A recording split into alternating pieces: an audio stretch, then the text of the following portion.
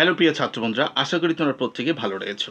Class 11 philosophy semester 1 আজকে class number দেখবো আমরা 5 নম্বর ক্লাস অধ্যায় 1 পাশ্চাত্য দর্শনের ভূমিকা থেকে। ওকে, এর আগে আমরা ভারতীয় দর্শন থেকে সমস্ত অধ্যায়ে প্রশ্ন উত্তর কমপ্লিট করেছি। তোমরা যারা নতুনরা রয়েছো তারা অবশ্যই সেখানে গিয়ে প্রশ্ন উত্তরগুলো তুলে পড়তে থাকবে, ঠিক আছে? তোমাদের সেমিস্টার 1 পরীক্ষা কিন্তু খুব বেশি দেওয়ার নেই। ওকে, তো পাশ্চাত্য দর্শনের যে ভূমিকা, এই ভূমিকা থেকে এর আগের দিন আমরা প্রথম অধ্যায়টিতে রয়েছে দর্শনের স্বরূপ থেকে আমরা 80 প্রশ্ন দেখে নিয়েছিলাম। আজকে প্রশ্ন নাম্বার রয়েছে 69, ঠিক আছে? এমসিকিউ টাইপের প্রশ্ন।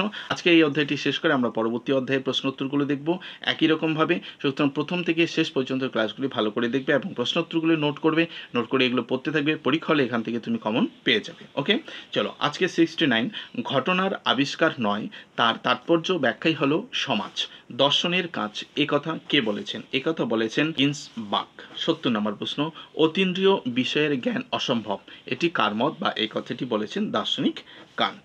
পাশ্চাত্য দর্শনের দৃষ্টিভঙ্গিকে বলা হয় যৌক্তিক দৃষ্টিভঙ্গি। ধারণার জগৎকে পরম তথ্যের জগৎ বলেছেন কে?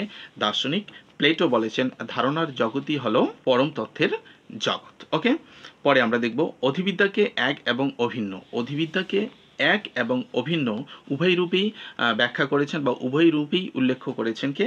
এরিস্টটল। ওকে, যা সত্তা তাই যুক্তিযুক্ত, যা যুক্তিযুক্ত তাই হলো সত্তা, এ কথা বলেছেন কে?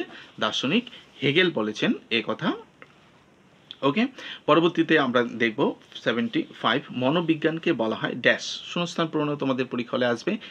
তাহলে আমরা প্রশ্নটি গিয়ে বললাম যে মনোবিজ্ঞানকে বলা হয় ড্যাশ বস্তুনিষ্ঠ বিজ্ঞান। ওকে, পরে দেখব আমরা কত নম্বর প্রশ্ন রয়েছে 76, মেটাফিজিক্স গ্রন্থটির অন্য নাম কি? মেটাফিজিক্স গ্রন্থটির আরেক নাম হলো প্রথম দর্শন। ভালো করে মনে রাখবে, প্রশ্নগুলো কিন্তু ভীষণ ইম্পর্টেন্ট। দর্শনকে বিচারমূলক শাস্ত্র বলেছেন কে?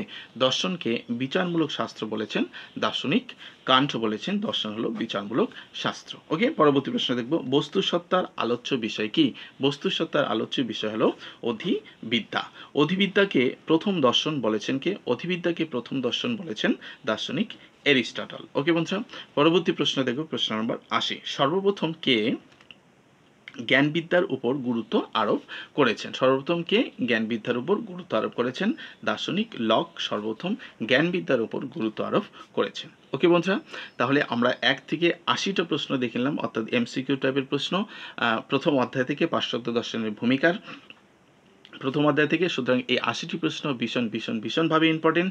এগুলোই পড়বে, এগুলোর মধ্যে থেকে আশা করি তোমরা কমন পেয়ে যাবে। ওকে, আমরা এই পাশ্চাত্য দর্শনের ভূমিকা থেকে নেক্সট চ্যাপ্টারে পরবর্তী ভিডিওতে আলোচনা করব এবং সেখান থেকে তোমরা একইভাবে এরকম প্রশ্ন এবং তার উত্তর পেয়ে যাবে। ওকে, তো ভিডিওটাকে অবশ্যই একটি লাইক করে দিবে, চ্যানেলে নতুন হয়ে থাকলে অবশ্যই চ্যানেলটি সাবস্ক্রাইব করবে। চলো দেখা হচ্ছে পরবর্তী ক্লাসে। ভালোভাবে এগুলো নোট করে পড়তে থাকো, পরীক্ষা কিন্তু খুব বেশি দিনের সময় নেই।